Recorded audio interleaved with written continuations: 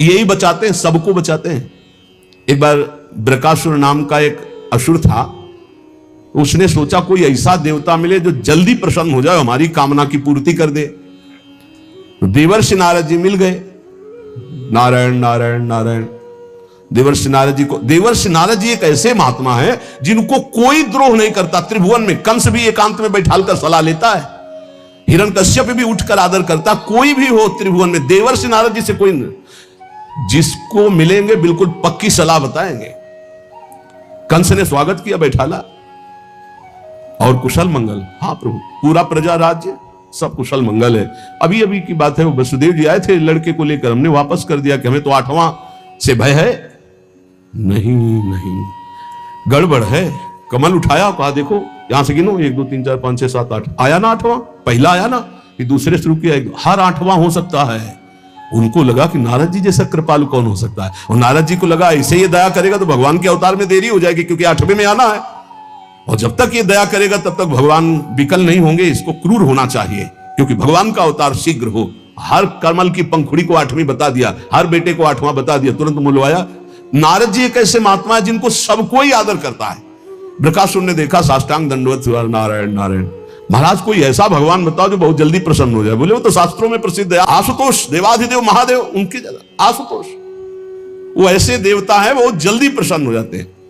और कोई सेव संतरा की जरूरत नहीं भाई, देवाधिदेव महादेव देख लो, कोई देवता ऐसा भोग नहीं पाएगा, त्रिभुवन में कोई देवता नहीं ऐसा भोग पाएगा जैसा देवाधिदेव भगवान शिव एक चुल्लू जल में प्रसन्न। ऐसे ऐसे कृपालु हैं कि जो कोई सृष्टि में ना स्वीकार करे, वो स्वीकार करने के लिए तैयार, उतने में प्रसन्न हो जाते हैं।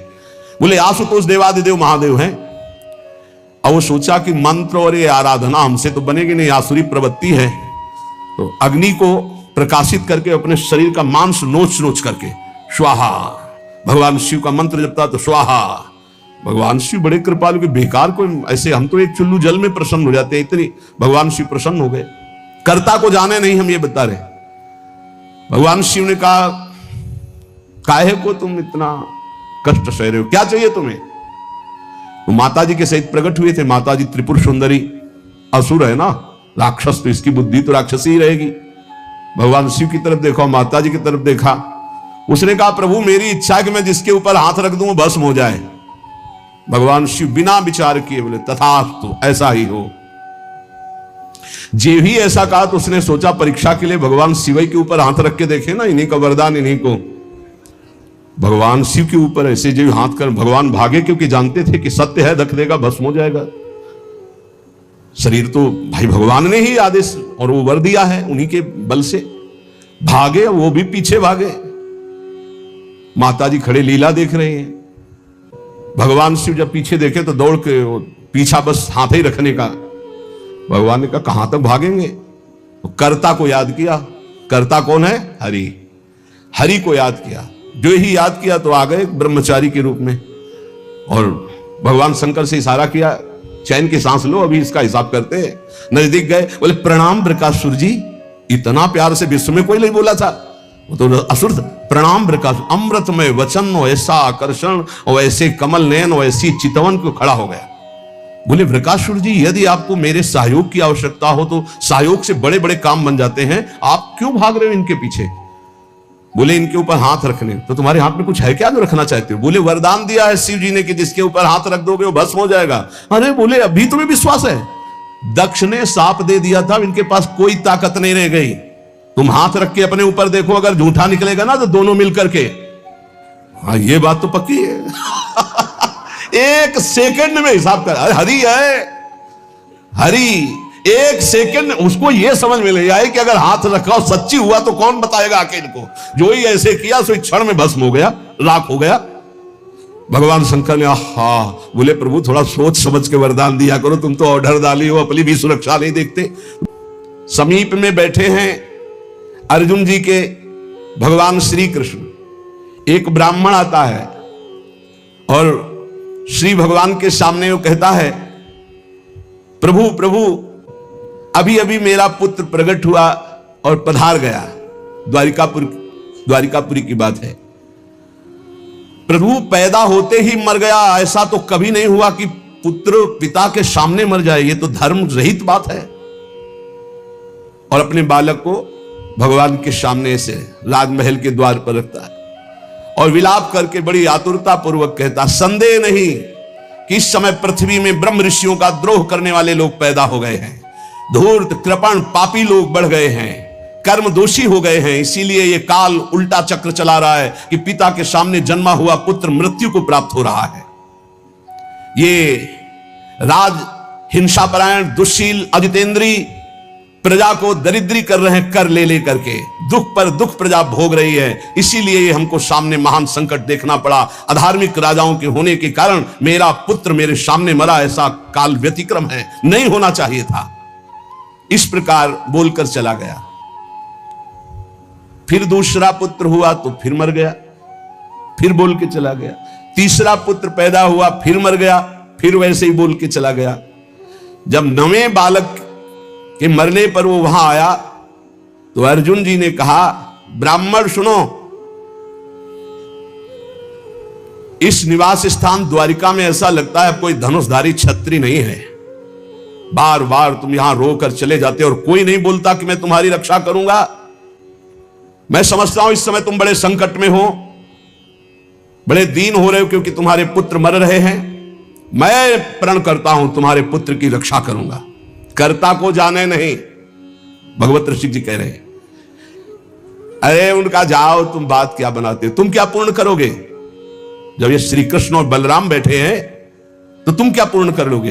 अर्जुन से कहा तो वो कह रहे हैं, मैं कोई संकर्षण नहीं हूं बलराम जी, और मैं कोई कार्षणी कृष्ण नहीं हूं। मैं गांडीव धनुषधारी अर्जुन, जो बोलता हूं वही करके दिखाता हूं। यहां दो भाव निकलते हैं कि देखो भाई, मैं कोई कृष्ण बलराम तो हूं नहीं, उनका दास हूं। तो भगवान अपने प्रण को चाहे भुला दे, लेकिन दास के प्रण का निर्वाह करते, इसलिए मैं प्रण लेता हूं कि मैं तुम्हारे पुत्र की रक्षा करूंगा। और एक भाव ये होता है कि मैं कोई कृष्ण बलराम नहीं हूं, मैं गांडीव धनुषधारी अर्जुन हूं, जो प्रण लेता हूं उसे पूर्ण करता हूं। ब्राह्मण देवता, यदि मैंने तुम्हारे पुत्र की रक्षा नहीं की तो चिता लगाकर तुम्हारे सामने भस्म हो जाऊंगा। मैं अधिक क्या कहूं, अगर मृत्यु भी सामने आएगी तो मैं जीत कर तुम्हारे पुत्र की रक्षा करूंगा, मैं वचन देता हूं। तब ब्राह्मण ने कहा, जय हो कुंती नंदन अर्जुन, तुम्हारी जय हो भाई, धन्य है, तुम्हारा बल पौरुष प्रशंसनीय है। अब मैं जा रहा हूं, जब बालक होने को होगा तो मैं तुम्हें सूचना दूंगा। फिर समय आया प्रसव का, ब्राह्मण भागता हुआ आया, अर्जुन अर्जुन, इस बार तुम मेरे बच्चे को बचा लो, मृत्यु से बचा लो। अर्जुन तत्काल गए, आचमन किया, भगवान शंकर का ध्यान करके प्रणाम किया, श्री कृष्णचंद्र की तरफ देखा भी नहीं, कर्ता को जाले ले यही बात समझा रहे हैं, समझो। और दिव्यास्त्र का स्मरण किया और गांडीव पर प्रत्यंचा चढ़ाई और ऐसा बाणों का हाहाकार मचा दिया कि वायु भी प्रवेश करेगी प्रसव गृह में तो अर्जुन की आज्ञा से प्रवेश करेगी। दिव्यास्त्रों से पूरा बांध दिया, मंत्र से अभिमंत्रित करके प्रसव गृह को चारों ओर से घेर दिया, ऊपर नीचे दाएं बाएं, ऐसा पिंजड़ा और दिव्य मंत्रों के द्वारा। पहले तो कम से कम बालक पैदा होकर के रोता फिर मर जाता था, अब पैदा हुआ ना तो सौ मिला ना आवाज सुनाई दी, गायब हो गया। पहले तो कम से कम लाश तो मिलती थी, रोता तो था फिर मर जाता था। अब वो ब्राह्मण अर्जुन से कहने लगा कि मेरी मूर्खता देखो, इस नपुंसक की बात में मैं आ गया। हाँ, अरे जहां श्री कृष्ण और बलराम नहीं रक्षा कर पाए, इसकी डींग भरी बातों पर मैंने विश्वास कर लिया। ना प्रद्युम्नो ना अनिरुद्धो न रामो न च केशवा यस्य सेको परित्रातुम कोन्यस्तद वितेश्वरः। कौन ऐसा है जहां श्री कृष्ण बलराम प्रद्युम्न और अनिरुद्ध नहीं रक्षा कर पाए, वहां और त्रिभुवन में कौन रक्षा कर सकता है? मिथ्यावादी अर्जुन को धिक्कार है, अपने मुंह से बड़ाई करने वाले गांडीव धनुषधारी अर्जुन को धिक्कार है। दुर्बुद्धि मूढ़तावश कहता था कि मैं तुम्हारे बालक की रक्षा कर लूंगा। अब ब्राह्मण तो क्रोध में, देखने को मुंह नहीं मिला लड़के का, पैदा हुआ गायब। अर्जुन ने कहा, ब्राह्मण मेरा अपमान मत करो। तत्काल योग बल से यमपुरी गए। भगवान धर्मराज जी ने देखा कि अर्जुन पधारे, बोले इस समय अर्घ पात्र लेने का हमें अवसर नहीं है, हमें यह बताओ कि वो जीवात्मा तुम्हारे यहां आया है? बोले हमारी पुरी में नहीं आया। विचार किया कि कहां चला गया, जब यमपुरी में नहीं आया इंद्रलोक, अग्निलोक, नैऋति, सोम, वायु, वरुण सबकी पुरियों में गए। अतल नीचे, अतल, सुतल, पाताल, तलातल, महातल, इन लोकों में गए। ऊपर के जनलोक, महालोक, तपलोक, ब्रह्मलोक, कहीं भी ब्रह्मा की जितनी रचना सब घूम डाला अर्जुन ने, कहीं वो जीव नहीं मिला। अब आए, अब भगवान श्री कृष्ण की तरफ देखा, प्यारे प्रणाम, अब जा रहे हैं भस्म होने हम चिता में। यही जीव की दशा है, जब सब जगह से हार जाता है तब बोलता है हरि शरणम। पहले नहीं चितवन किया कि प्रभु, तो प्रभु समझा देते। प्रण लेने से लेकर अभी तक भगवान की तरफ नहीं देखा कि रुख क्या है। अब जब चिता में जलने का नंबर आया तब केशव प्रणाम आखिरी स्वीकार करो। तो भगवान ने कहा किस बात का? बोले वो प्रण है ना, तो चिता में जलने जा रहे। तुमने अभी पूरे बल का प्रयोग कहां किया? ध्यान दीजिए, तुमने अभी पूरे बल का प्रयोग कहां? तुम्हारा पूरा बल तो मैं हूं। मुस्कुरा दिए अर्जुन, यही हमसे गलती होती है। हमारा बल कौन है? आराध्य देव। हम अपने बल की डींग हाँकने लगते हैं, उन्हीं के बल से मिले हुए बल से। हमारा पूरा बल श्री भगवान है। देखो अर्जुन, तुम्हारा बल मैं हूं। जिस समय ये तुम्हारी निंदा कर रहे हैं, यही सब लोग प्रशंसा करेंगे और तुम्हारे यश की कीर्ति की स्थापना होगी। करें करावें आप सब, जने बढ़ाई दे, मान लो कर्ता को जानू कौन है। सर्वशक्तिमान भगवान जे भी चिंतन किया, भगवान का दिव्य रथ आ गया। भगवान के दिव्य घोड़े, दारुक नाम का सारथी। भगवान ने अर्जुन से कहा बैठो हमारे रथ में। रथ में बैठे। दारुक ने भगवान के नेत्रों की तरफ देखा, इशारा किया, ले चलो। 7 पर्वतों वाले 7 द्वीप, 7 समुद्र, लोकालोक पर्वत, इनको लांघकर घोर अंधकार, इतना अंधकार कि भगवान के दिव्य घोड़े सैब्य, सुग्रीव, मेघपुष्प बलाहक नाम के चारों घोड़े मार्ग नहीं दिखाई दे रहा। तब योगेश्वरों के भी परमेश्वर भगवान श्री कृष्ण ने जब घोड़ों की दशा देखी तो सुदर्शन चक्र का स्मरण किया। हजार हजार सूर्यों जैसा एक साथ तेज प्रकाशित करने वाले भगवान की दिव्य पार्षद सुदर्शन जी आगे चल रहे हैं। घोर अंधकार में सुदर्शन चक्र से ज्योति ऐसी प्रकट हो रही, सब अंधकार नष्ट होता जा रहा, प्रकाश। ऐसे भगवान के सेवक हैं, ऐसे भगवान के दास हैं। सुदर्शन चक्र के द्वारा बतलाए हुए मार्ग से चलकर अंधकार की अंतिम सीमा में पहुंचे। अब अंधकार के पास इतना दिव्य प्रकाश, प्रकाश ही प्रकाश, जैसे घोर अंधकार ऐसे घोर प्रकाश। अब वहां अर्जुन की आंखें चौंधिया गई, विवश हो गए, नेत्र बंद कर लिए। इतना तेज भगवान वहां भी सामर्थ्य प्रदान करी अर्जुन को और घोड़ों को भी। उस तेज के बाद महान जलराशि, श्याम वर्ण का जल ही जल, अगाध जल, जल पार किया तो तेज आंधी, वायु ही वायु। भगवान की ही केवल सामर्थ्य पहुंचने की और सामर्थ्य रही। अब वायु के प्रवाह में बड़ी बड़ी तरंगें उठने लगी। फिर भगवान ने उसको शांत किया। आगे बढ़े तो एक दिव्य महल, और उस महल में मणियां ऐसी चमक रही थी मानो हजार हजार सूर्य एक साथ प्रकाशित हो रहे। भगवान भगवान है, भगवान जैसा कोई नहीं। चारों ओर बड़ी ही उज्जवल ज्योति फैल रही है। देखा अनंत महिमा से युक्त भगवान शेष जी सैया बनाए हुए, और अद्भुत एक एक सिर पे ऐसे मणि चमक रही, ज्योतिर्मय। प्रत्येक फण पर सुंदर सुंदर मणियां जगमगा रही।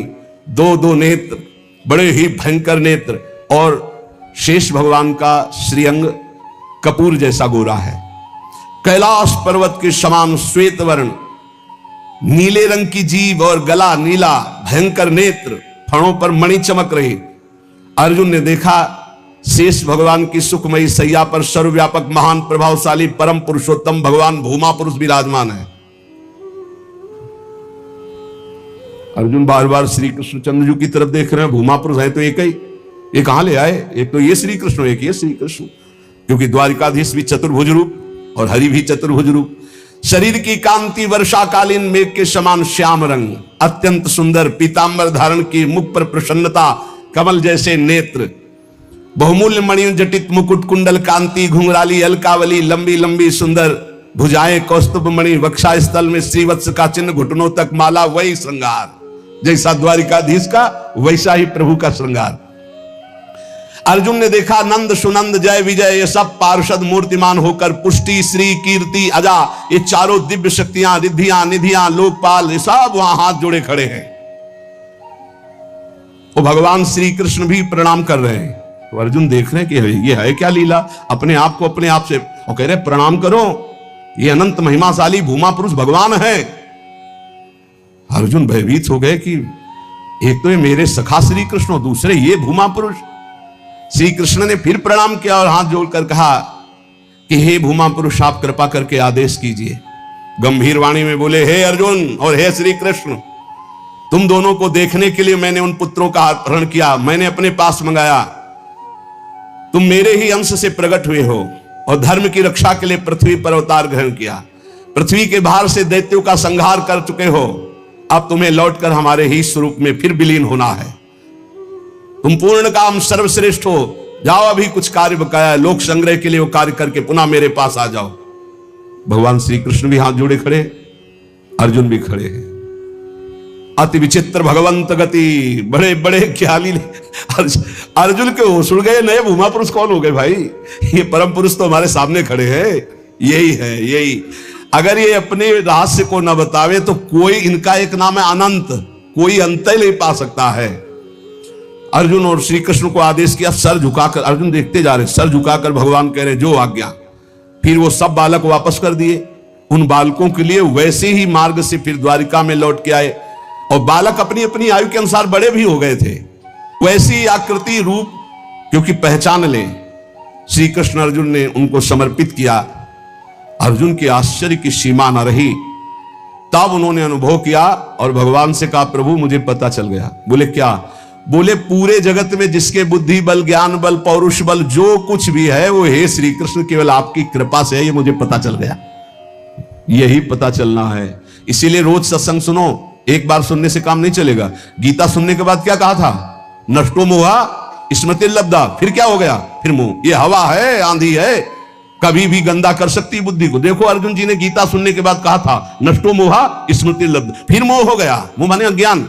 फिर कहने लगे कि मैं कोई श्री कृष्ण बलराम, आज फिर बोल रहे हैं आप। इसीलिए निरंतर भजन और सत्संग के लिए महापुरुष जन कहते हैं, जिससे हमारी बुद्धि रोज पावन होती रहे। जैसे पोछा लगा दिया सोनी लगाने के बाद और दरवाजा खुला छोड़ दिया तो फिर गंदा होने की संभावना। इस समय हर इंद्रियों को शासन में रखते हुए नाम जप करते, ये परम पद तब प्राप्त होता है। ये बहुत जल्दीबाजी में फिर सब बिगड़ जाता है। धैर्य पूर्वक भगवान का आश्रय लेकर नाम जप में लगो, इसी से परम मंगल होता है, इसी से परम लाभ होता है। क्योंकि भगवान शंकर भी जिनका चरणोदक माथे पे धारण किए हुए हैं वो भगवान श्री हरि है। एक बार सरस्वती नदी के तट पर ब्रह्म ऋषि जन यज्ञ कर रहे थे, तो उसमें सब ऋषियों ने कहा कि यद्यपि भगवान ही सब रूपों में है, पर भगवान के किस रूप को सर्वश्रेष्ठ मानकर आश्रय लिया जाए और अग्र पूजा की जाए यज्ञ में। भगवान के सब रूप हैं, हमें कोई संशय नहीं। तो उनका प्रगट रूप की महिमा प्रकाशित करने के लिए किसी ब्रह्म ऋषि को परीक्षा लेनी होगी त्रिभुवन के तीनों बड़े ईश्वरों की, हरि, देवादिदेव महादेव, ब्रह्मा। तो ब्रह्मा पुत्र भृगु जी खड़े हुए, उन्होंने कहा परीक्षा तो हम ले लेंगे, निर्णय आप कर देना। सब ऋषियों की वंदना करके भृगु जी गए और ब्रह्मा जी के सामने ऐसे खड़े हो गए। क्रोध आया कि इतना बड़ा ऋषि होकर और ऐसा अभद्र व्यवहार करता है, पर फिर एकदम भ्रकुटी तो चढ़ी, गुस्सा तो आया, पर शांत हो गए, है तो मेरा ही बेटा। भृगु जी ब्रह्मा जी की तो पुत्र है। ब्रह्मा जी शांत हुए, भृगु जी कुछ नहीं बोले, चले गए। जब कैलाश पहुंचे तो देवादिदेव ने कहा, आओ आओ ब्रह्म ऋषि श्रेष्ठ, आओ तुम्हारा स्वागत है। बोले मुंडों की माला धारण करते हो, चिता की राख लगाते हो और हम तुम्हारे गले लगेंगे। अरे उन्होंने कहा हम तुम्हें ब्रह्म ऋषि मान के स्वागत करें, तुमने ऐसे समझा क्या? उठाया त्रिशूल। भगवान शिव ने कहा तुमने ऐसे समझा क्या? ये हम तुम्हारा आदर कर रहे हैं ब्रह्म ऋषि मानकर, को तुम जो है अवहेलना कर रहे हो। आप मुन्नों की माला पहनते हो, चिता की भस्म लगाते हो, कहते हो आप तुम्हारे गले लग जाएंगे। महादेव जी ने उठाया त्रिशूल, रोक, भृगु जी चल दिए वहां से। और भगवान श्री हरि के धाम पहुंचे वैकुंठ में। लक्ष्मी जी चरण चाप रही थी, अर्ध निमीलित नेत्र में परमानंद में डूबे हुए भगवान गए, सीधे एक लात मारी छाती पे। लक्ष्मी जी तो आश्चर्यचकित हो गई, तभी कहा कि भीख मंगाऊंगी ब्राह्मणों, हमारी प्रीतम के लात मारा ना। पहले प्राय ऐसे ब्रह्म ऋषि जन जो होते थे ना, व्यवस्था, वेद के अपार ज्ञानी, तप के महाधनी, भोजन की व्यवस्था। लक्ष्मी जी कहते तुम्हारे पास नहीं आएंगी, हमारी प्रीतम को लात मारा है ना तुमने। लक्ष्मी जी तो थोड़ा नाराज हुई और हरि उठ के बैठ गए और चरण दबाने लगे। कहा बड़ा कठोर हृदय है हमारा, आपके बड़े कोमल चरण हैं, अगर मुझे पता चलता तो मैं आपके चरणों की अगवानी करता, मुझसे अपराध बन गया कि मैंने अगवानी भी आपके चरणों की, और चरण दबाने लगे। प्रभु जी के नेत्रों में अश्रु आ गए और कहा प्रभु बस यही देखने के लिए हमको सब ब्रह्म ऋषियों ने भेजा था, यद्यपि आप ही शिव हो, आप ही ब्रह्मा हो, आप ही चराचर जगत हो, पर प्रभु आपका जो करुणा वरुणालय हरि रूप है यही सर्वाराध्य है।